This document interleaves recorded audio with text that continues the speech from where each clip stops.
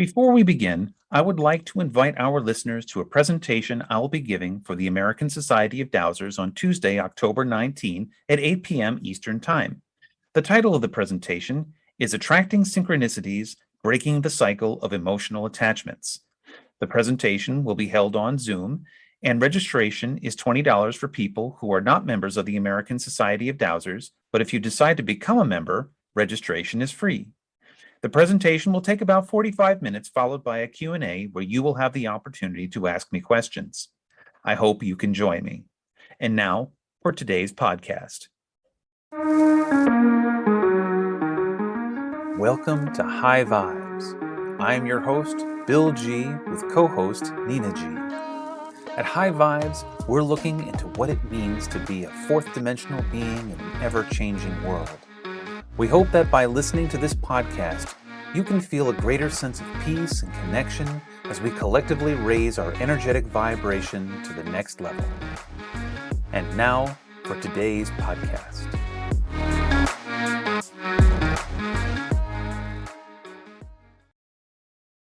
Hello and welcome to High Vibes. I'm Bill G and I'm here with Nina.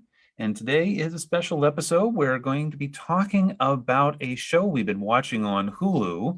It's called Dirk Gently's Holistic Detective Agency.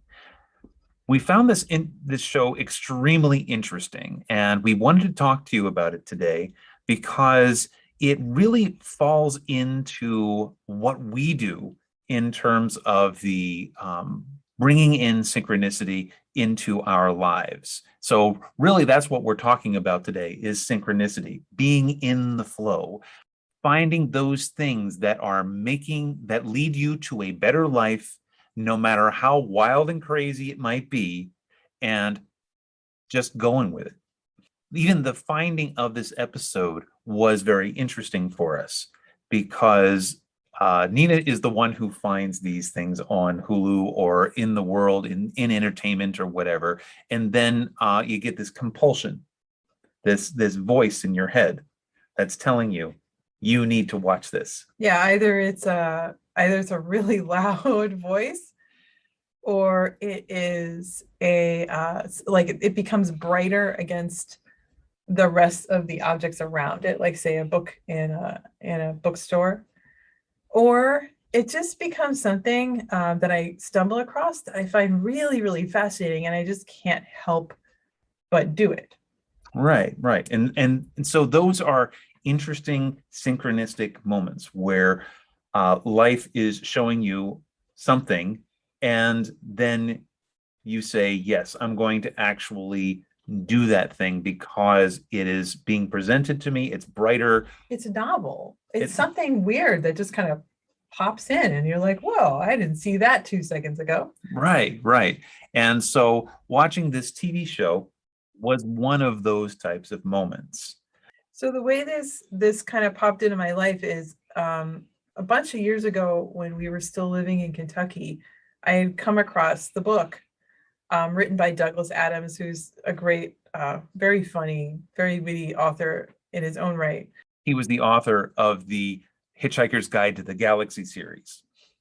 And I liked Hitchhiker's Guide to the Galaxy, but I wasn't necessarily drawn to keep, moving on throughout his book, collection. But here it was in front of me and I picked it up. And at the time, I could only read a couple pages and then I'd have to put it down. And I'm a really avid reader. So it's odd for me to be attracted to something and then not be able to get through it in a day or so. So in this case, every time I really wanted to read it, but every time I pick it up, I just couldn't process the information or whatever. So I put it down and I figured when the time was right, I would pick it up again. And then I guess it was like 2016, the show came out on BBC. Starring Elijah Wood, and it looked so great. And I put it on my list, and again, like I just wasn't really inspired to watch it until now. And now is actually the perfect time because it has everything to do with what we are learning about, what we have been talking about. Is the exact perfect time to hear it. And this is exactly what Dirk Gently's Holistic Detective Agency is all about. So let's talk a bit about the characters, the the Elijah Wood character. His name is Todd. And Todd has been kind of bumbling through life. He's been constantly in a state of reaction. He's lazy. He is constantly trying to just put out fires in his life and just get by from day to day. And he's not a very nice person, but at the same time, we feel sympathy for him because we can relate to his plight. He's so very miserable. Right. And most of us are very miserable because we keep reacting. Life presents us with something, we react. And he reacts out of fear. He reacts out of a sense of scarcity. And so then his life is just a complete, total mess, to the point where when he finally meets Dirk gently, he has no money, no apartment, nowhere to live, and he has made his parents broke, and he has lied to his sister his entire life. I mean, we're talking about a real loser character here, but we love him because he's us. He kind of represents the beginning of this very interesting continuum of characters in this show. He has a sister, Amanda, who has a really interesting and bizarre illness, which makes her feel things in a really bad way. And so she could just be talking and breathing, and then all of a sudden she feels as though she is drowning, and her body's reacting like she is drowning. So it's a very scary thing. She feels like she can't leave the house. She needs a lot of help. And whereas Todd lives his life through reacting to whatever life kind of gives him, Amanda lives her life kind of controlled, right, by what life gives her. Exactly. And we can all relate to this also. You know, we have jobs outside, if we're not an entrepreneur, and, you know, we are at the whim of being fired, let go, laid off, you know, and we just kind of have to accept that. Yeah. And in fact, the very first episode, Todd gets fired from his job just for being in the wrong place at the wrong time, because the boss just can't deal with it. And so now we have the character of Dirk Gently, who is not the brightest guy in the world, but he goes through life with this kind of foolish wisdom. You know, in the archetypes, he's the quintessential fool, where he is just going with the flow and allowing things to happen, and he's always in the right place at the right time. And this is why he calls himself a holistic detective, because he feels as though wherever he is drawn to, whatever comes to him, wherever place he finds himself in, he is inherently an integral part of whatever is going on there and all the people that are involved. And since he knows this, he knows he's in the right place at the right time all the time. Right. And so now we have this other character too. My favorite character of all time, of any show ever, the holistic assassin. She is so clear about who she is. She is an assassin. And that could be an archetype in its own right in the way that she lives it. This is all that she does. She's hyper focused. And the thing is that because she is an assassin and she feels as though this is her biggest goal in life, is to do this job, no matter who is in her path, whoever's drawn to her, whoever she is drawn to, she feels as though they need to die because they are around her and she is the assassin. And when we're talking about archetypes in the other podcast a few weeks back, we were talking about how if you're a healer, you have to have people who are sick. So it's almost like you make sick people in order for you to play out the role of the healer. Well, here she is an assassin. So there are people that need to be killed, and they are going to come around her for that very purpose. She does not get hurt. She can't be hurt because she is only there to kill. And as long as she provides this service to humanity, she is completely in the flow and nothing can touch her. Right. And also the everybody she kills all deserves to die. I They mean, all deserve to die. Yes, because she these are never kills anyone that did not need it. she randomly runs across a guy in the street and she kills him, and it turns out the guy was like a serial killer, and he had like people buried in his basement and whatever when they went to go check out his house. So she kind of represents almost the end of the continuum here of characters. There is a group of characters that drives around in a black van. They have baseball bats, and they just like break up and just trash wherever they're going. They are what are they? Incubuses. Yeah, they're incubuses. They're so focused on whatever it is that they're doing. They feed on fear and chaos. Yeah, and fear and chaos is everywhere. So they just come in randomly when you least expect it, when you most expect it. Like when something bad is happening or you're feeling, they come in and they feed on that. And you think they're going to kill you, but they don't. In fact, they just kind of create more of a chaos and control from outside on the people's lives that they interact with. Mm-hmm. It's very, very interesting.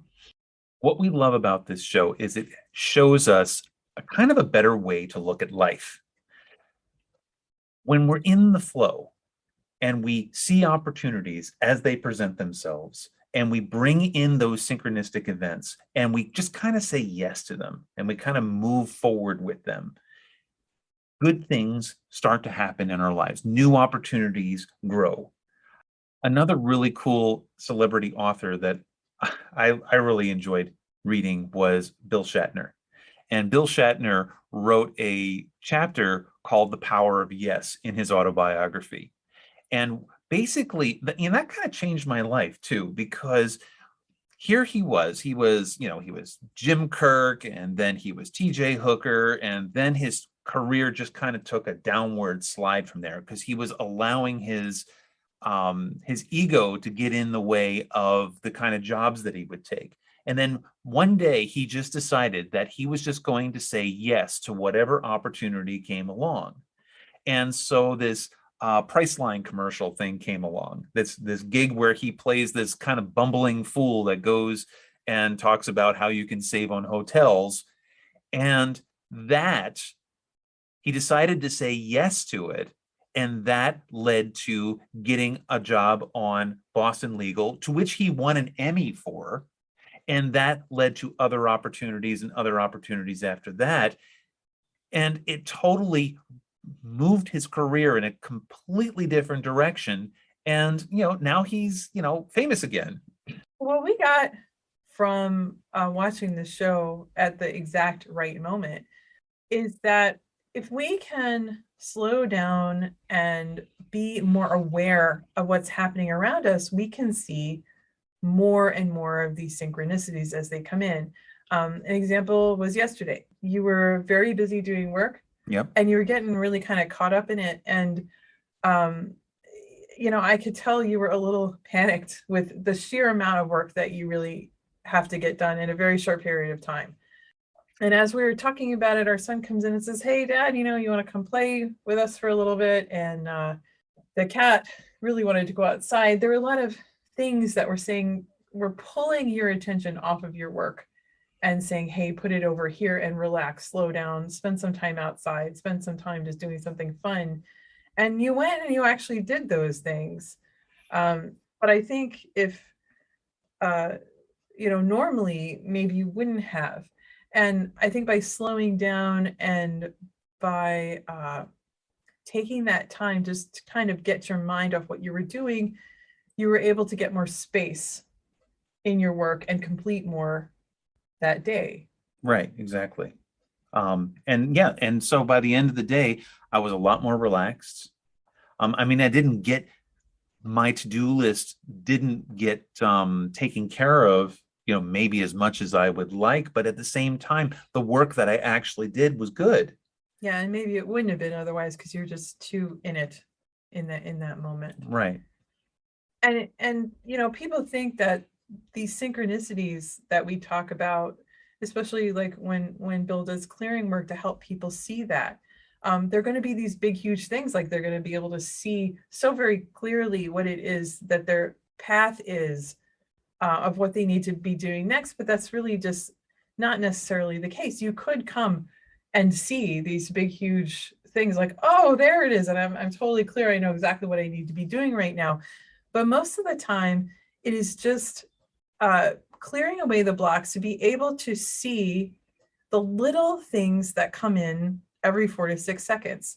The people at Dominer in Italy have done extensive research on this topic over the last 30, 40, maybe even more years. And they have said that on average, each person receives about 4 synchronicities every 4 to 6 seconds. So these are 4 things that come in every, few seconds that are new, novel, and just outside your 4 to 6 seconds of whatever you're looping right now. So like as we're sitting here, we're doing this podcast, and nothing has really changed. But before, the cat was scratching at the door. That's a new novel thing. The first recording of this podcast, after getting done talking about it and getting it all in the can and whatever, we go back and listen to the recording, and the recording went wrong. Something went wrong with the equipment, and so this is actually the second recording of this episode. Right, it's something completely new that has never happened before. When you can stop and take a look at all of these new things that are coming in, if you can see most of them, you'll start to see a pattern of where you need to be going. And sometimes those patterns are completely outside of what you think it should be. They could be opportunities to learn a new skill that is not really related to whatever it is you're doing right now, but you feel a strong compulsion to learn them. Yeah, like for the last several months and right now, I've had this desperate need to learn how to make pop-up books and learn all the mechanics that are involved in them. I've always been kind of interested in that, but I've never had this drive to actually go do it. And when COVID started, I just jumped into all these art classes, which is something I've always wanted to do. And here, because of COVID and everything being on the internet, I really had the opportunity to learn from amazing people all over the world. I never had that before. So I dived like right into art, and now I'm doing this. And I have no idea where this is actually going to take me. But a good example of where some of that learning has already taken you is that when you were like taking those figure drawing classes, when you were doing those graphic design classes to learn how to use Procreate better, you had no idea what you were going to be using that for. But then after we created the time tempo charts and you were designing them on Procreate, you learned some skills on how to actually do it. So we actually were able to put together a very high quality product because you had the skills to do it, even though at the time you learned the skills, you didn't know why you were learning them. And actually, it solved a huge problem, learning Procreate and some of these other programs. It solved the problem of creating these fan charts. It's so very, very hard to do unless you have Photoshop, and then even then, there's a tutorial, and it's difficult. There's not too many programs out there that actually allow you to make very nice fan charts. So it led to that. Yeah, and then we needed illustrations for our book, and you took a figure drawing class. Yeah, I took all these art classes, and it really boosted my confidence as far as drawing. I've always drawn since I was 4 years old, but I really never got into it. Mm-hmm. And now the figures that you draw are proportional and beautiful, and they work so well, and they're original. So it's not like we have to ask somebody else to do this for us. And I don't know where the pop-up books are going to take me, but because this compulsion to learn is bringing me so much joy, I'm going through with it. I'm really learning, and I'm really diving into it every single day. So there has to be some sort of purpose that I can't see, but I'm following it because this is what my environment is presenting me with.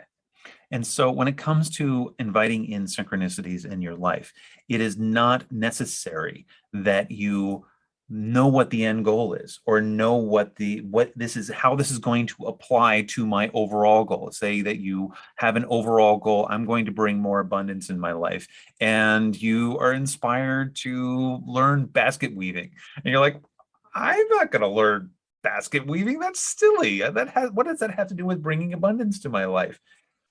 And so you say no. And so then you don't know. You don't know where that could have led you.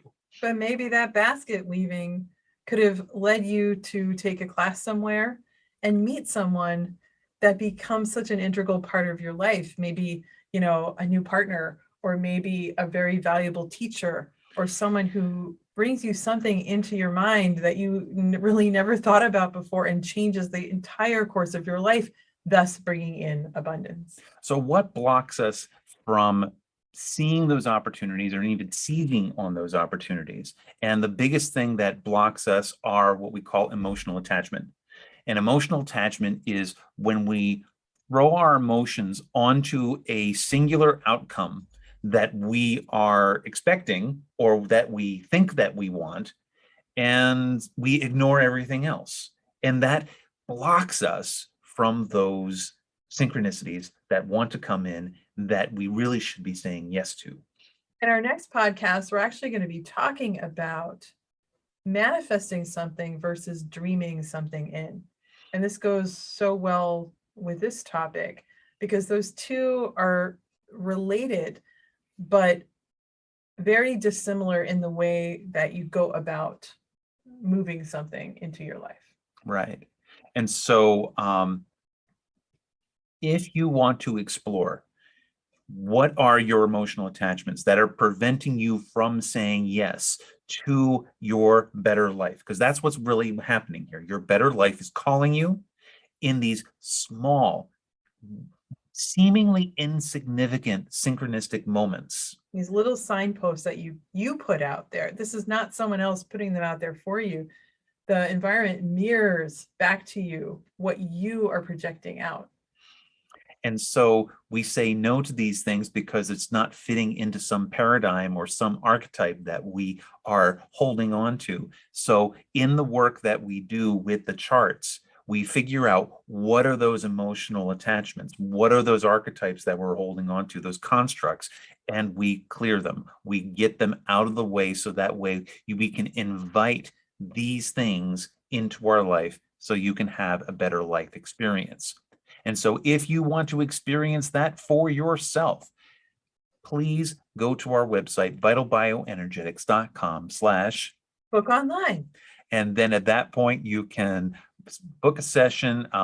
You can request a free 30-minute consultation. We get to know each other. You get to tell me what's going on with you, and we figure out whether or not this is a good fit. And then we do some sessions together so that way you can figure out what it is that is blocking you so we can let it go and you can invite more abundance, more happiness into your life as we raise our vibration into this next paradigm that we're moving into. So thank you very, very much for listening. And if you get a chance to check out the Dirk Gently's Holistic Detective Agency, it is available on Hulu. There's 2 seasons and it's a ton of fun to watch. And so I highly recommend it.